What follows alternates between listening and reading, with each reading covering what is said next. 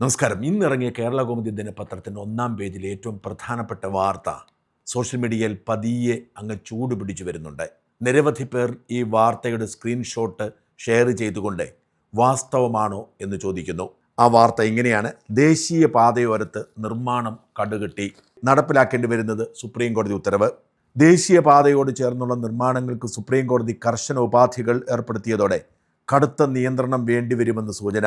ദേശീയപാതകളുടെ മധ്യരേഖയിൽ നിന്ന് 40 മീറ്റർ പരിധിക്കുള്ളിൽ വീട് നിർമ്മാണവും 75 മീറ്റർ പരിധിക്കുള്ളിൽ വാണിജ്യ കെട്ടിടങ്ങളും പുതുതായി അനുവദിക്കരുതെന്നാണ് ഏപ്രിൽ 13 സുപ്രീം കോടതി ഉത്തരവിട്ടത്.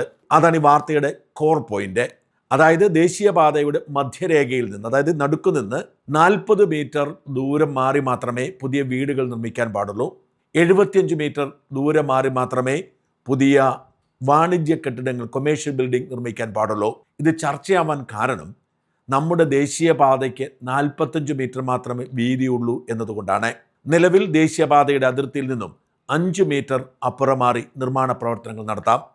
ഇവിടെ മധ്യരേഖയിൽ നിന്നും 75 മീറ്ററും 40 മീറ്ററും വരുമ്പോൾ ദേശീയപാതയുടെ രണ്ടു ഭാഗത്തുമുള്ള സകല കെട്ടിടങ്ങളും പതിയെ ഇല്ലാതാകുന്ന സാഹചര്യമുണ്ടാവും. കെട്ടിട ഉടമകളാണ് ഇതേക്കുറിച്ച് ആശങ്കപ്പെടുന്നത്. വാർത്ത തുടരുന്നു. സംസ്ഥാന ദേശീയപാതകളുടെ പരമാവധി വീതി 45 മീറ്ററാണ്. മധ്യരേഖയിൽ നിന്ന് ഇരുവശങ്ങളിലേക്കും 22.5 മീറ്റർ വീതം വീതി വരും. ഉത്തരവിലെ നിബന്ധന പ്രകാരം വസ്തുവിൻ്റെ അതിനുള്ളിൽ 17 മീറ്റർ സ്ഥലം വിടേണ്ടി വരും. വാണിജ്യ കെട്ടിടമാണെങ്കിൽ 52.5 മീറ്റർ വരെ വീതി വിടേണ്ടി വരും. നിലവിൽ റോഡിൻ്റെ ഓരത്ത് നിന്ന് 4.5 മീറ്റർ അകലെ നിർമ്മാണം നടത്താൻ അനുമതിയുണ്ട്. അതുപ്രകാരം 45 മീറ്റർ ദേശീയപാതയുടെ മധ്യത്തിൽ നിന്ന് 27 മീറ്റർ മതിയാകും. അതാണ് 40 മീറ്ററിലേക്കും 70 മീറ്ററിലേക്കും മാറുന്നത്. ദേശീയപാതയ്ക്ക് സ്ഥലം വിട്ടുകൊടുത്തവർക്ക് ഇത് ബാധകമല്ലെന്ന് സർക്കാർ ഉത്തരവ് നിലവിലുണ്ട്. അതായത് ഇപ്പോൾ 27 മീറ്ററാണ് നിലവിലുള്ള നിയമമനുസരിച്ച് റോഡിൻ്റെ മധ്യത്തിൽ നിന്നും വീട് വയ്ക്കാൻ പറ്റുന്നത്. അത് 40 മീറ്ററായി കൂടുന്നു. കൊമേഴ്ഷ്യൽ ബിൽഡിങ്ങുകൾക്ക് 70 മീറ്ററായും കൂടുന്നു. 60 ദിവസങ്ങൾക്കുള്ളിൽ സർക്കാർ വിജ്ഞാപനം ഇറക്കണമെന്നും ഇടക്കാല ഉത്തരവിൽ നിർദ്ദേശിച്ചിരുന്നു. നിയമസഭാ തെരഞ്ഞെടുപ്പിൻ്റെ തിരക്കിൽ ഇക്കാര്യം സംസ്ഥാന സർക്കാർ ഗൗരവമായി പരിഗണിച്ചില്ല. മെയ് 18 ഇപ്പോഴത്തെ സർക്കാർ അധികാരമേറ്റത്. 2025 നവംബർ 2-നും 3-നും രാജസ്ഥാനിലെ ഫലോദി ജില്ലയിലും തെലങ്കാനയിലെ രംഗറെഡ്ഡി ജില്ലകളിലുണ്ടായ റോഡ് അപകടങ്ങളിൽ 34 പേർക്ക് ജീവഹാനി ഉണ്ടായതിനെ തുടർന്ന് സുപ്രീം കോടതി സ്വമേധയെടുത്ത കേസിലാണ് ഈ ഉത്തരവ്. ഈ വാർത്ത സ്വാഭാവികമായും വലിയ പ്രാധാന്യത്തോടുകൂടി നേരത്തെ തന്നെ നമ്മൾ ചർച്ച ചെയ്യേണ്ടത്. കാരണം ഏപ്രിൽ 13 വന്ന സുപ്രീം കോടതി ഉത്തരവാണ് 3 മാസത്തിന് ശേഷം ചർച്ചയാവുന്നത്. കാരണം 60 ദിവസത്തിനകം സംസ്ഥാന സർക്കാരുകൾ ഇത്തരമൊരു വിജ്ഞാപനം ഇറക്കണം എന്ന് സുപ്രീം കോടതി അന്ന് പറഞ്ഞിരുന്നു. ഈ വാർത്ത ശരിയാണോ എന്ന് അന്വേഷിക്കാൻ ഞാനൊരു പരിശോധന നടത്തിയപ്പോൾ എന്നെ ഞെട്ടിച്ചത് കേരളത്തിലെ 1-2 പത്രങ്ങളിലല്ലാതെ കാര്യമായി ദേശീയ പത്രങ്ങളിൽ ഈ വാർത്ത ഇതുവരെ ഇടം പിടിച്ചിട്ടില്ല എന്നതാണ്. എന്നാൽ ഈ വാർത്ത ശരിയാണ്. ഇതൊരു അന്തിമ വിധിയൊന്നുമല്ല. തെലങ്കാനയിലും രാജസ്ഥാനിലും ഉണ്ടായ അപകടങ്ങളുടെ പശ്ചാത്തലത്തിൽ സുപ്രീം കോടതിക്ക് ലഭിച്ച ഒരു പൊതു താൽപ്പര്യ ഹർജിയിൽ സുപ്രീം കോടതി അടിയന്തരമായി ഇടപെടുകയും ചില നിർദ്ദേശങ്ങൾ വയ്ക്കുകയുമാണ് ചെയ്തത്. അതിലൊന്നാണ് ദേശീയപാതയുടെ ഇരുവശത്തും ആവശ്യത്തിലധികം ദൂരം വിട്ടുകൊണ്ട് മാത്രമേ നിർമ്മാണ പ്രവർത്തനങ്ങൾ നടത്താവൂ എന്നത്. തീർച്ചയായും ഇത് സംബന്ധിച്ച് ഉത്തരവ് വരുമ്പോൾ ഗൗരവമേറിയ പ്രതിസന്ധികൾ രൂപപ്പെടും. പുതുതായി ആർക്കും വീടോ വാണിജ്യ സ്ഥാപനങ്ങളോ സ്ഥാപിക്കാൻ കഴിയാതെ വരും. നിലവിലുള്ള കെട്ടിടങ്ങളുടെ ലൈസൻസ് കാലാവധി കഴിയുമ്പോൾ എന്തു സംഭവിക്കും എന്ന് കണ്ടറിയണം. എന്തായാലും ഒരു കെട്ടിടം പൊളിച്ചു മാറ്റേണ്ടി വന്നാൽ അവിടെ പുതിയത് പണിയാൻ സാധിച്ചെന്ന് വരില്ല. സാധാരണഗതിക്ക് സർക്കാരുകൾ ഇത്തരം ഉത്തരവിറക്കുമ്പോൾ സുപ്രീം കോടതി വരെ പോയി വർഷങ്ങളോളം നീട്ടിക്കൊണ്ടുപോകാൻ കഴിയും. എന്നാൽ സുപ്രീം കോടതി ഉത്തരവിൻ്റെ അടിസ്ഥാനത്തിൽ സർക്കാർ ഉത്തരവിറക്കുമ്പോൾ അതിൻ്റെ സാധ്യതയും ഇല്ലാതാവുകയാണ്. ഈ വിഷയത്തെ വളരെ വൈകാരികമായി പലരും കാണുന്നു. പക്ഷേ ഉള്ളത് പറയാമല്ലോ, ഞാനിതിനെ വളരെ പോസിറ്റീവായാണ് കാണുന്നത്. ദേശീയപാത നമുക്ക് വേണം എന്ന കാര്യത്തിൽ തർക്കമൊന്നും വേണ്ട. പക്ഷേ നമ്മുടെ നാട്ടിൽ സംഭവിക്കുന്നത് എന്താണ്? ദേശീയപാത നിർമ്മിച്ചാൽ തൊട്ടു പിന്നാലെ അതിൻ്റെ ഇരുവശത്തും കടകൾ വരും. തട്ടുകടകൾ അടക്കം സകല കടകളും വരികയാണ്. ഹോട്ടലുകൾ, പാർക്കിങ്ങുകൾ, അങ്ങനെ നമ്മുടെ ദേശീയപാത നിർമ്മാണത്തിൻ്റെ ലക്ഷ്യം തന്നെ ഇല്ലാതായി പോകും. തിരുവനന്തപുരത്തു നിന്നും കോട്ടയത്തേക്ക് നിങ്ങൾ പോവുകയാണെങ്കിൽ അടൂർ ടൗണിൻ്റെ പുറത്തുകൂടി ഒരു ബൈപ്പാസ് റോഡ് പോകുന്നുണ്ട്. ഈ ബൈപ്പാസ് ഉണ്ടാക്കിയതിൻ്റെ ലക്ഷ്യം അടൂർ ടൗണിലെ തിരക്കൊഴിവാക്കുകയായിരുന്നു. പക്ഷേ ഈ ബൈപ്പാസിൻ്റെ ഇരുവശത്തുമായി 100 കണക്കിന് റെസ്റ്റോറൻറ്റുകളും ഹോട്ടലുകളും മറ്റ് സ്ഥാപനങ്ങളും നിലവിൽ വന്നു. ഇപ്പോൾ വൈകുന്നേരങ്ങളിൽ ഈ റോഡിലൂടെ നിങ്ങൾ പോയാൽ നിങ്ങൾക്ക് അത്ര വേഗം അതുവഴി കടന്നു പോകാൻ കഴിയില്ല. ഇത്തരത്തിൽ നമ്മുടെ ദേശീയപാതകളുടെ ഇരുവശത്തും ഇങ്ങനെ കെട്ടിടങ്ങൾ വന്നുകൂടുമ്പോൾ സ്വാഭാവികമായും എന്തിനാണോ ദേശീയപാത നിർമ്മിച്ചിരിക്കുന്നത് ആ ലക്ഷ്യം സാധിക്കാതെ പോകും. വേഗതയിൽ പോകാൻ വേണ്ടിയാണ് നമ്മൾ ടോൾ കൊടുത്തുകൊണ്ട് ദേശീയപാത നിർമ്മിക്കുന്നത്. ഈ ദേശീയപാതയുടെ ഇരുവശങ്ങളിലും ഇങ്ങനെ കടകൾ വരുന്നത് കൊണ്ട്, ഇങ്ങനെ സ്ഥാപനങ്ങൾ വരുന്നത് കൊണ്ട് ദേശീയപാത എന്ന ലക്ഷ്യം തന്നെ നടക്കാതെ പോകുന്നു. ഇതിനൊപ്പമാണ് അപകടങ്ങൾ പതിവായി ഉണ്ടാകുന്നത്. ഇത് നമ്മുടെ നാട്ടിൽ മാത്രമുള്ള പ്രത്യേകതയാണ്. ലോകത്ത് മറ്റെല്ലാ രാജ്യങ്ങളിലും ദേശീയപാതകളുടെ ഇരുവശത്തും ഒരു തരത്തിലും കടകളോ സ്ഥാപനങ്ങളോ അനുവദിക്കില്ല. ബ്രിട്ടൻ സന്ദർശിക്കുമ്പോഴൊക്കെ എയർപോർട്ടിൽ നിന്ന് തന്നെ വാടകയ്ക്ക് കാറെടുത്ത് തനിയെ ഓടിച്ച് മിക്ക സ്ഥലങ്ങളിലും പോകുന്ന ഒരു വ്യക്തിയാണ് ഞാൻ. ദേശീയപാതയുടെ ഇരുവശത്തും നമുക്കൊരിക്കലും ഒരു കെട്ടിടവും കാണാൻ കഴിയില്ല. തരിശു നിലങ്ങളോ കാടുകളോ ഒക്കെ മാത്രമായിരിക്കും നമ്മൾ കാണുന്നത്. അതേസമയം ഒരു 40-50 മൈലിനിടയിൽ നമുക്കൊരു സർവീസ് സ്റ്റേഷൻ ഉണ്ടാവും. എന്ന് വെച്ചാൽ ദേശീയപാതയിൽ നിന്നും നമുക്ക് സർവീസ് സ്റ്റേഷനിലേക്ക് ഇറങ്ങിപ്പോകാം. അവിടെ ഇറങ്ങിച്ചെന്നാൽ വിശാലമായ പാർക്കിംഗ് സൗകര്യമുണ്ട്, റെസ്റ്റോറൻറ്റുകളുണ്ട്, ഷോപ്പിംഗ് മാളുകളുണ്ട്, പെട്രോൾ പമ്പുകളുണ്ട്, ടോയ്ലറ്റുകളുണ്ട്, എല്ലാ സൗകര്യങ്ങളും ഉള്ളത്. ആളുകൾക്ക് ആവശ്യമുള്ളപ്പോൾ ഇറങ്ങിപ്പോകാം, ഭക്ഷണം കഴിക്കാം, ഇന്ധനം അടിക്കാം, വിശ്രമിക്കാം, എല്ലാ സൗകര്യങ്ങളും അവിടെയുണ്ട്. ഈ ദേശീയപാതയിലൂടെ ഓടുന്ന ലോറികൾ മുഴുവൻ അവിടെ വന്നാണ് വിശ്രമിക്കുന്നത്. എന്നാൽ നമ്മുടെ നാട്ടിൽ അത്തരമൊരു സൗകര്യവുമില്ല. NH-66 നിർമ്മാണം നടക്കുന്നിടത്തൊക്കെ ഞാൻ കൗതുകത്തോടെ നോക്കിയൊരു കാര്യം, ലോറികൾക്ക് പാർക്ക് ചെയ്യാൻ സൗകര്യമുണ്ടോ എന്നാണ്.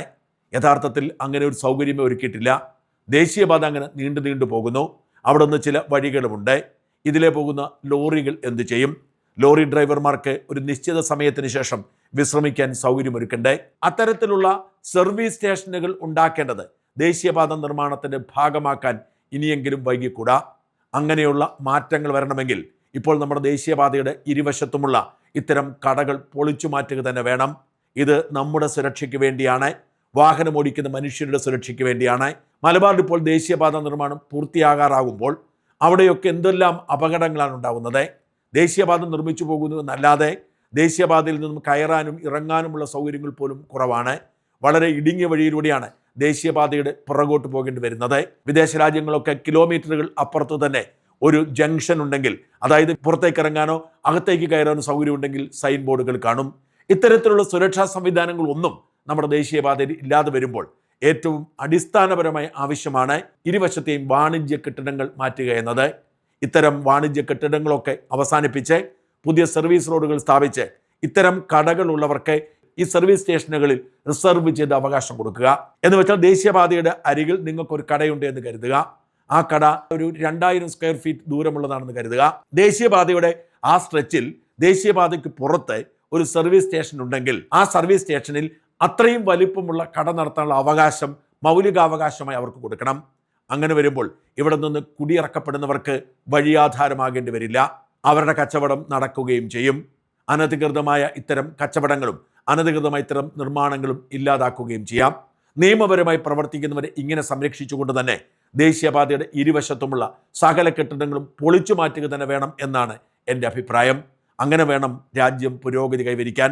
ചിലർ ചോദിക്കുന്നുണ്ട്, കേരളം പോലെ ജനസാന്ദ്രത കൂടിയ ഒരു സംസ്ഥാനത്ത് ഇത് സാധ്യമാണോ എന്ന്. ജനസാന്ദ്രത കൂടുതലുള്ളത് കൊണ്ടാണ് ദേശീയപാതയുടെ വീതി 45 മീറ്ററാക്കി ചുരുക്കിയത്. ബാക്കി എല്ലായിടത്തും 60 മീറ്ററാണ്. നമ്മൾ ചെയ്ത ഏറ്റവും വലിയ അബദ്ധമാണ് ഈ 45 മീറ്ററായി ചുരുക്കി എന്നുള്ളത്. ദേശീയപാത നിർമ്മിക്കേണ്ടത് പട്ടണത്തിലൂടെയല്ല, നേരെ മറിച്ച് ആൾതാമസമില്ലാത്ത ഇടങ്ങളിലൂടെയാണ്. നമ്മളിതെല്ലാം ചെയ്തു, പക്ഷേ എക്കാലവും നമുക്കങ്ങനെ മുമ്പോട്ട് പോകാൻ സാധ്യമല്ല. ഇനിയെങ്കിലും ഈ തെറ്റ് തിരുത്തണം. ദേശീയപാതയുടെ ഇരുവശത്തും ഒരു കെട്ടിടവും ഉണ്ടാകാൻ പാടില്ല. അതീവ സുരക്ഷിത മേഖലയായി അത് മാറ്റണം. സുപ്രീം കോടതി ഉത്തരവിൻ്റെ അടിസ്ഥാനത്തിൽ ഈ പരിഷ്കാരങ്ങൾ ഉടനടി നടപ്പിലാക്കാൻ സർക്കാർ വേണ്ടത് ചെയ്യണം. കേരളത്തിന് ദേശീയപാതയുടെ 60 മീറ്റർ 45 മീറ്റർ ആക്കാൻ സർവകക്ഷി സംഘം ഒരുമിച്ച് കേന്ദ്ര സർക്കാരിനെ സമീപിച്ചത് ഓർമ്മയുണ്ടോ? അവർ അന്ന് ചോദിച്ചത് 30 മീറ്റർ ആയിരുന്നു. പിണറായിയാണ് അത് 45 മീറ്ററാക്കി ഉയർത്തിയത്. അതുകൊണ്ട് ഇത്തവണ അത്തരം അബദ്ധമുണ്ടാവാൻ പാടില്ല. നമ്മുടെ റോഡിൻ്റെ സുരക്ഷ, മനുഷ്യരുടെ ജീവിതം, യാത്ര ചെയ്യുന്നവരുടെ വേഗത എല്ലാം പരിഗണിച്ചുകൊണ്ട് ഈ സുപ്രീം കോടതി ഉത്തരവ് നടപ്പിലാക്കി അന്താരാഷ്ട്ര നിലവാരത്തിൽ നമ്മുടെ റോഡുകളെ മെച്ചപ്പെടുത്തണം. സുപ്രീം കോടതിയുടെ ഉത്തരവ് ഞാൻ കണ്ടുപിടിക്കുകയുണ്ടായി. ഇത് ഇടക്കാല ഉത്തരവാണ്. ഇതിൻ്റെ അന്തിമ ഉത്തരവ് വരാൻ പോകുന്നതേ ഉള്ളൂ. കേവലം 45 മീറ്ററിൽ മാത്രമല്ല സുപ്രീം കോടതി ഒതുക്കിയിരിക്കുന്നത്. ഒട്ടേറെ നിർദ്ദേശങ്ങൾ സുപ്രീം കോടതി കൊടുത്തിട്ടുണ്ട്. അതിൽ പറഞ്ഞിരിക്കുന്ന ആദ്യത്തെ കാര്യം പ്രൊഹിബിഷൻ ഓൺ ഓതറൈസ് പാർക്കിംഗ്. അതായത് no heavy or commercial vehicle shall park stop any national highway carriage or paved shoulder except at designed bay. അതായത് ഒരു ലോറികളും ഒരു വാഹനങ്ങളും ദേശീയപാതയുടെ ഇരുവശത്തും പാർക്ക് ചെയ്യാൻ പാടില്ലെന്നും അത് പരിഹരിക്കാൻ ഉത്തരവുണ്ടാകണമെന്നും അതിന് ചുമതല ആർക്ക് കൊടുക്കണമെന്ന് പറഞ്ഞിരിക്കുന്നുണ്ട്. Inspection, survey and citizen grievance, highway administration etcetera 30 ദിവസത്തിനകം താഴെ പറഞ്ഞ കാര്യങ്ങൾ ചെയ്യണം. Composition and schedule to dedicate inspection team for each highway, അതായത് ഇത് പരിശോധിക്കാൻ ആളെ ഏർപ്പെടുത്തേക്കണം. State wise encroachment identified, notices issued under section, encroach ചെയ്തിരിക്കുന്നവരെ കണ്ടെത്തി പുറത്താക്കണം. എൻക്രോച്ച്മെന്റ് പ്രൊഹിബിഷൻ ആൻഡ് റിമൂവൽ, എല്ലാ എൻക്രോച്ച്മെന്റും റിമൂവ് ചെയ്യാൻ ചുമതലപ്പെടുത്തി ഡിസ്ട്രിക്ട് മജിസ്ട്രേറ്റ് ചുമതലപ്പെടുത്തിയിരിക്കുന്നു. Grant and renewal of license, NOC or trade approval. No department, authority or local body shall grant or renew any license, NOC or trade approval for any site within highway safety zones without clearance. All such existing license, such site shall be reviewed within 30 ദിവസത്തിനകം എല്ലാ ലൈസൻസും പരിശോധിക്കണം. ഒരു പുതിയ ലൈസൻസും കൊടുക്കരുതിന് കടകളും സ്ഥാപനങ്ങളും നടത്താൻ. District highway safety task force, ജില്ലകൾ തോറും ഹൈവേ സുരക്ഷയ്ക്ക് ഫോഴ്സ് ഉണ്ടാകണം. ആ ഒരു ഭാഗത്താണ് പറഞ്ഞിരിക്കുന്നത്. State government shawl further issue notification within 60 days prohibiting change of land use within 40 meters residential and 75 meters commercial from the midpoint of any national highway. ഇതിൻ്റെ അകത്താണ് ഈ ഉത്തരവ് പറഞ്ഞിരിക്കുന്നത്. Surveillance, patrolling and illegal parking, dedicated highway surveillance team of state police, transport department person shall be constitute within 30 days for regular national highway patrolling, അതായത് patrolling ഏർപ്പെടുത്തി ഇതെല്ലാം ഒഴിവാക്കിയിരിക്കണം. Operationalisation of ATMs, emergency response and wayside amenities, construction of truck lay by facilities, accident, black spots and light. ഇങ്ങനെ വളരെ കൃത്യമായി ദേശീയപാതയുടെ സുരക്ഷ ഉണ്ടാക്കാനുള്ള ഉത്തരവാണ് സുപ്രീം കോടതി ഇട്ടിരിക്കുന്നത്. ഇതിന് മുട്ടാനായം പറഞ്ഞ് കേരളത്തിൽ ജനസാന്ദ്രത കൂടുതലാണ് എന്ന് പറഞ്ഞ് റോഡരികിൽ കച്ചവടം നടത്തുന്നവരിൽ നിന്ന് കാശ് മേടിച്ചുകൊണ്ട് ആരും നിലവിളിച്ച് രംഗത്തിറങ്ങരുത്. ഇത് ജീവൻ രക്ഷിക്കാൻ വേണ്ടിയാണ്, നാട് വളരാൻ വേണ്ടിയാണ്. ഈ അസാധാരണമായ മാറ്റത്തിനൊപ്പം നിൽക്കേണ്ട ബാധ്യത നമ്മൾ ഏറ്റെടുക്കണം.